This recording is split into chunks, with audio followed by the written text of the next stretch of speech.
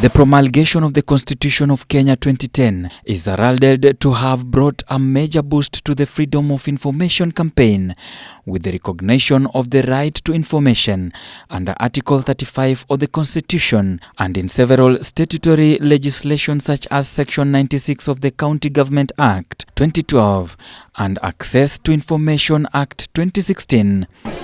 Today, as we celebrate this international access to information, universal information, it's very critical that government need to relook into its initiatives, its structures, and also infrastructure to ensure that this access to information is met a reality.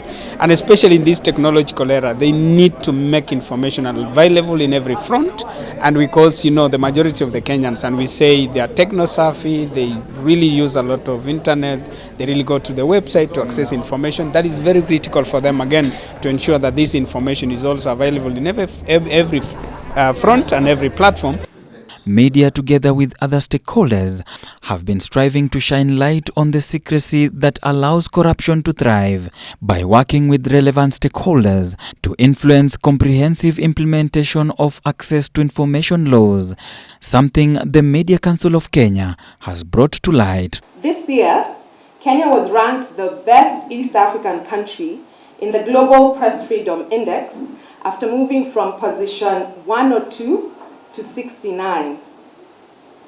However, access to information still remains a challenge. Yet, looking at emerging challenges now, especially to journalists, where media is denied access to critical information, we are seeing emerging trends where assemblies, county assemblies, are deciding on their own volition to lock out journalists when they are discussing budget matters or allocations and all that.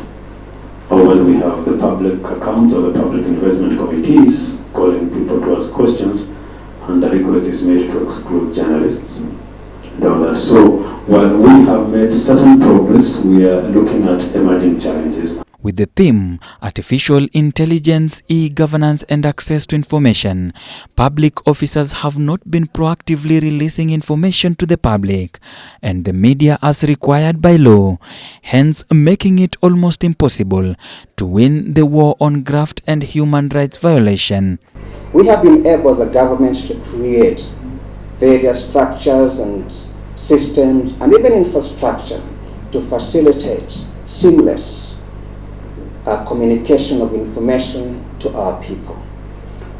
E-citizen has been mentioned here. E-learning, something that we can also be proud of as a people. E-business, of course, mobile money transfer has been mentioned here.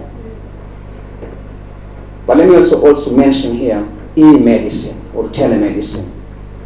Many of our people may not be familiar with this, honestly, but all our level 5 hospitals had been connected so that you don't have to move from Mombasa to Nairobi here, to Kenyatta.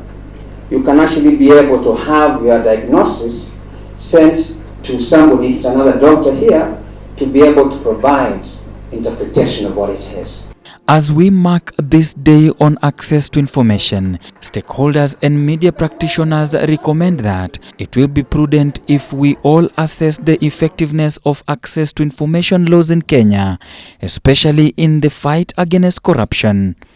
Information is power, and it helps really to curtail and to fight corruption, because where there is a lot of secrecy, where there is a lot of opaqueness, then corruption thrives, because corruption is done in secrecy with a lot of opaqueness, and where information is not accessible by the public, that can help now to fight the corruption that we are talking about. For Ebro TV, I'm Odee Francis.